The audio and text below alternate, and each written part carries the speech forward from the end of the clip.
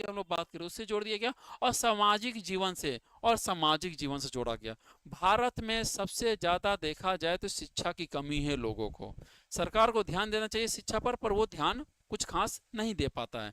तो यहाँ पर क्या है, तो शिक्षा से संबंधित क्षेत्र में भी मनोविज्ञान का इस्तेमाल किया गया। और समाज की बात करें तो समाज में तो बहुत ही ज्यादा जरूरत है।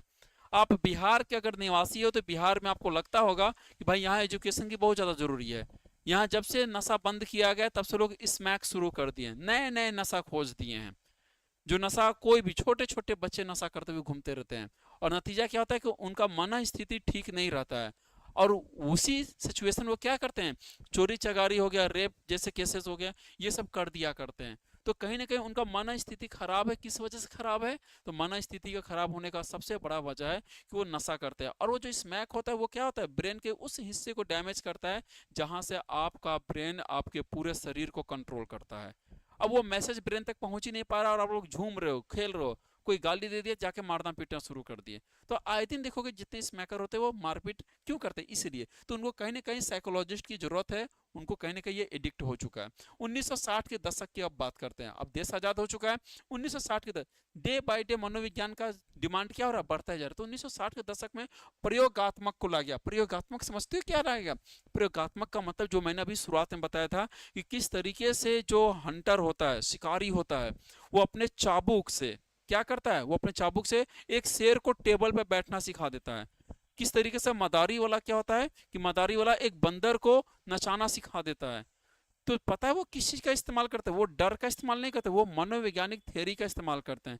किस तरीके से जब मालिक आता है तो कुत्ता दुम हिलाने लगता है, क्यों हिलाने लगता है पता है, क्योंकि जब मालिक आता है तो कुत्ते को पता होता है कि भाई वो क्या करेगा, मेरे लिए कुछ लाया होगा, इसलिए वो दुम हिलाता है। और जैसे वो दुम हिलाता है तो हम लोग को दया भी आ जाता है, कहते हैं अच्छा भाई चलो तुम्हारे लिए कुछ खाने पीने का सामान हम लेते आए। तो ये चीज, ये सारे के सारे सेंस किससे पता चले, प्रयोगात्मक तरीके से पता चले। सामाजिक हो गया, ठीक है। फिर शैक्षिक और औद्योगिक मनोविज्ञान का धीरे धीरे क्या हुआ, विकास होता चला गया।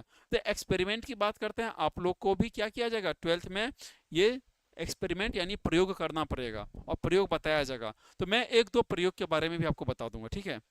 फिर क्या, मानसिक स्वास्थ्य और परामर्श सेवाओं पर विशेष ध्यान दिया गया। तो मानसिक स्वास्थ्य, ध्यान देना, मनोविज्ञान का एक ही पर्पज ही था, किस पर ध्यान देना है, मानसिक स्वास्थ्य पर ध्यान देना है। और परामर्श सेवा, परामर्श सेवा का मतलब होता है कि किसी व्यक्ति को किस तरीके का डिजीज है या फिर हमें इस तरीके का डिजीज हो गया है, हम किस तरीके से उसे सही करें। तो याद रखना, इस पूरे दुनिया में, मैं पूरे दुनिया की बात कर रहा हूं, इस पूरे दुनिया में अगर व्यक्ति मनोवैज्ञानिक तरीके से इलाज करवाना शुरू कर दे तो लगभग 80% हॉस्पिटल बंद हो जाएंगे। व्यक्ति को सबसे ज़्यादा जो डिजीज होता है, जो बीमारियां होता है, वो स्ट्रेस की वजह से होता है और डिप्रेशन की वजह से होता है। 80%, 20% ही है जिसको क्या हो गया, कैंसर हो गया, एक्सीडेंट हो गया, ऐसे केसेस हो गए। ध्यान देना 20% ही ऐसे हैं। तो 80% की अगर वो व्यक्ति अपना स्ट्रेस हो गया, मानसिक कंडीशन को सही कर ले और खान पान सही कर ले, खाना पीना सही कर ले, तो मैं लिख कर दे रहा हूं कि 80% क्या हो जाएगा, हॉस्पिटल्स बंद हो जाएंगे। 80% हॉस्पिटल बंद हो जाएंगे, सारा चीज। व्यक्ति क्राइम करना छोड़ देगा, और क्राइम करना छोड़ देगा, जगह जगह से पुलिस चौकी गायब हो जाएगा, सब कुछ गायब होना शुरू हो जाएगा।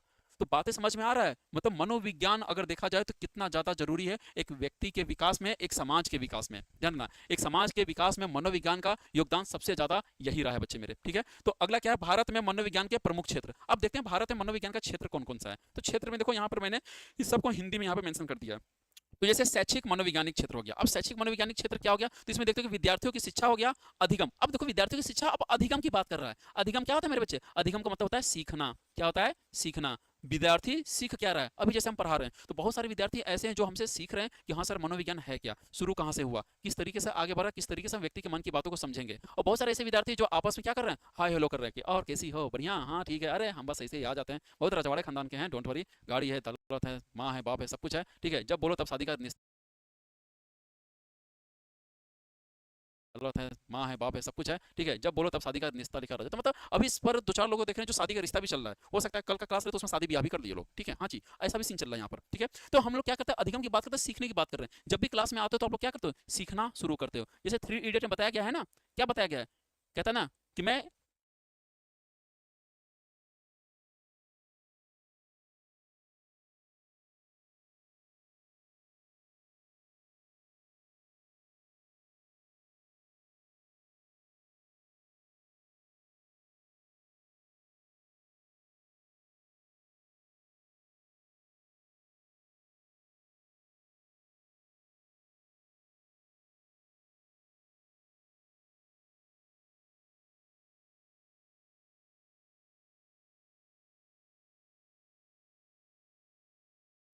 यूपीएससी एस्पिरेंट्स एनसीईआरटी पढ़ना तो शुरू कर देते हैं, पर कई बार बीच में डीमोटिवेशन आ जाता है ना शुरू करते हो। जैसे थ्री इडियट में बताया गया है ना, क्या बताया गया है, कहता है ना कि मैं दो क्वेश्चन लिख रहा हूँ, दो वर्ड लिख रहा हूँ, उस दो वर्ड का मतलब बताना, उस दो वर्ड का मतलब क्या है। तो लिखता है एक्चुअली वो अपने दोस्तों का नाम ही लिखता है, लेकिन वो कहता है ना, और सब लोग रेस में लग जाता है। तो कहता है ना कि आप लोगों ने ये नहीं देखा कि आज टीचर आए हैं, कुछ नया चीज सीखने को मिलेगा, मजा आएगा।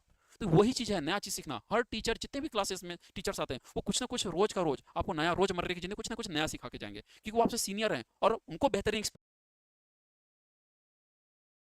है इस जिंदगी का, इस दुनिया का। तो अधिगम का मतलब क्या हो गया मेरे बच्चे, सीखना। और व्यवहार का अध्ययन, मोस्ट इंपॉर्टेंट। पूरा मनोविज्ञान, पूरा समाज, पूरी दुनिया आपके बिहेवियर से ही आपको जानती है। आपका बिहेवियर बहुत अच्छा है तो कहेगा यार उस व्यक्ति का पर्सनालिटी क्या मस्त पर्सनालिटी। और पर्सनालिटी का मतलब ये नहीं कि बॉडी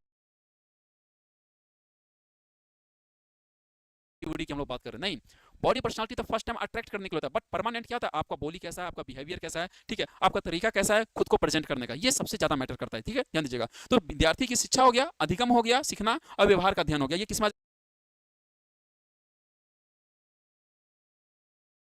शैक्षिक मनोविज्ञान में। फिर आता है नैदानिक मनोविज्ञान व परामर्श मनोविज्ञान की बात करते हैं। क्या है नैदानिक मनोविज्ञान और परामर्श मनोविज्ञान? तो मानसिक रोगों और तनाव का निदान और उपचार ही है। तो नैदानिक मनोविज्ञान में क्या आता है, तो मानसिक रोग हो गया, और मानसिक रोग कई तरह के होते हैं, ठीक है, और तनाव का निदान हो गया। तनाव यानी स्ट्रेस को किस तरीके से दूर किया जाए, हम स्ट्रेस को कैसे दूर कर सकते हैं, इसका कहीं ना कहीं निवारण तो होगा, और उसी का उपचार ही क्या होता है, नैदानिक और परामर्श मनोविज्ञान की एक छोटी सी कड़ी है, ठीक है। हाँ जी, आप लोगों से एग्जाम में कैसा क्वेश्चन पूछा जाएगा इसका भी हम जिक्र करेंगे। ये एक ऐसा बेसिक कॉन्सेप्ट है जिससे आपको हर एक क्वेश्चन का क्या मिलेगा, हर एक क्वेश्चन का एक बेसिक स्ट्रक्चर मिलेगा कि हाँ मुकेश सर ने ये चीज हमको सिखा दिया है। हम आपका लास्ट में जैसे चैप्टर क्लोज होगा ऑब्जेक्टिव करवा देंगे, सब्जेक्टिव भी करवा देंगे, ठीक है, ताकि आपको पता चल जाए कि क्वेश्चन का लेवल कैसा है और सर ने जितना पढ़ाया वो किस तरीके से यूज हो रहा है। फिर तीसरा क्या है, संगठनात्मक। संगठनात्मक का मतलब समझते हैं ना, ग्रुप की हम लोग बात करते हैं, या फिर कह सकते हैं ऑर्गेनाइजेशन की बात करते हैं। ORG का मतलब क्या आता है, ऑर्गेनाइजेशन की बात करते हैं। तो संगठनात्मक मनोविज्ञान में देखो श्रमिकों और कर्मचारियों की उत्पादकता व संतोष बढ़ाना। अब श्रमिक और कर्मचारी की हम लोग अगर बात करें तो जैसे होता नहीं है श्रमिक और कर्मचारी, तो ये हो गया एक ऑफिस हो गया, क्या हो गया, एक ऑफिस हो गया। अब इस ऑफिस में एक बॉस होंगे और कुछ क्या होंगे, कुछ कह सकते हो मैनेजर टाइप के बंदे होंगे जो मैनेज करते होंगे, और इधर क्या हो गया, इधर पूरा का पूरा कर्मचारी हो गया। तो इस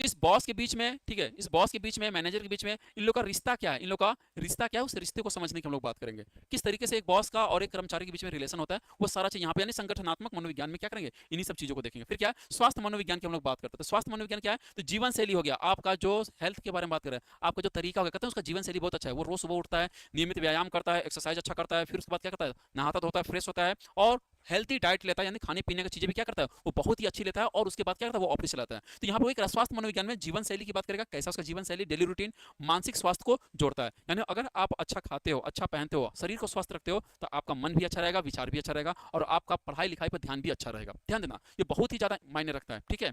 अगला क्या है, सामाजिक मनोविज्ञान क्या होता है? तो सामाजिक मनोविज्ञान वही समाज के बारे में बताएगा, आपका समाज क्या है। जैसे आप लोग देखते होंगे, आपके पास पड़ोस के लोग कहीं ना कहीं आपसे ईर्ष्या करते होंगे, पास पड़ोस के लोग आपके अच्छे नहीं होंगे, या हो सकता है आप ही अच्छे ना हो, आपके पास पड़ोस के लोग बहुत अच्छे हो। तो एक अच्छाई ये होता है कि पास पड़ोसी अगर आपका अच्छा है, बहुत ही ज्यादा ठीक ठाक तरीके से रहता है, तो आप भी उसकी तरह बनने की कोशिश करते हो। और आपके पूरे सोसाइटी में अगर गंदे लोग हैं, बुरे लोग हैं, तो आप उसी की तरह बनने का कोशिश करते हो। ध्यान देना, एक व्यक्ति के विकास में सबसे ज्यादा अगर किरदार निभाता है, तो किरदार कौन निभाता है, वो किरदार सिर्फ और सिर्फ निभाता है तो उसके समाज निभाते हैं, उसका पर्यावरण, उसका एटमॉस्फेयर निभाता है। यानी यहाँ पर अगर कभी भी मनोविज्ञान में, कभी भी मनोविज्ञान में अगर कह देगा पर्यावरण की बात कर देगा, किसकी बात करेगा, पर्यावरण की बात करेगा मनोविज्ञान में, तो इस चीज को हमेशा ध्यान देना। मनोविज्ञान में पर्यावरण का मतलब होता है माहौल होता है, क्या होता है, माहौल होता है, यानी आपके आसपास का माहौल है कैसा, ये मनोविज्ञान में। तो पर्यावरण का मतलब ये मत समझना कि जंगल झाड़ जानवर वगैरह हैं वही हमारा पर्यावरण हुआ, नहीं, बिल्कुल भी नहीं, उसका मनोविज्ञान से दूर दूर तक कोई रिलेशन नहीं होता है, इसी का ध्यान दीजिएगा। हम इसको देखेंगे जियोग्राफी और इकोनॉमिक्स की भाषा में देखते हैं। तो सामाजिक मनोविज्ञान में क्या पढ़ते हैं, सामाजिक समस्याओं, समूहों, व्यवहारों, इन सबको क्या करते हैं, अच्छे से देखते हैं, ठीक है।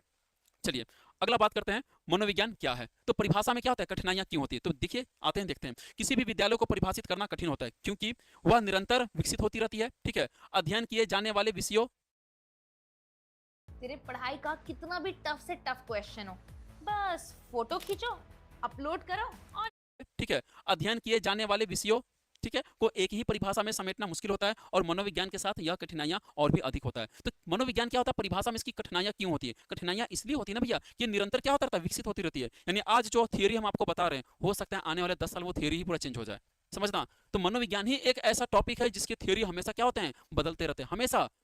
पुराने थ्योरी को गलत सिद्ध करते हैं और नए थ्योरी बना देते हैं। तो नए थ्योरी को बनाते हैं, पुरानी थ्योरी को गलत करते हैं। तो ये सारा चीज आपको कहाँ मिलेगा? ये सारा का सारा चीज आपको मनोविज्ञान में देखने को मिलता है। ठीक है। अध्ययन किए जाने वाले विषयों को एक ही परिभाषा में समेटना मुश्किल होता है। और जिस सब्जेक्ट पे आप अध्ययन करो, जैसे मान लो हमारा क्षेत्र हो गया औद्योगिक क्षेत्र हो गया, या फिर हमारा मनोविज्ञान में सामाजिक क्षेत्र हो गया। अब समाज पर हम अध्ययन करना शुरू कर दिए। अब अध्ययन करने से यही हमको पता चला कि भैया यहाँ क्या है, यहाँ तुम समाज को अच्छे से समझ ही नहीं पा रहे। यानी आप इसको एक ही विषय में समेट के चलोगे तो नहीं हो पाएगा। मनोविज्ञान खुला विचार है। मनोविज्ञान क्या है? खुला विचार है। ध्यान देना। और खुला विचार का मतलब ही क्या होता है? खुला विचार का मतलब होता है कि यह हर क्षेत्र में आपको दिखेगा, हर क्षेत्र में दिखेगा।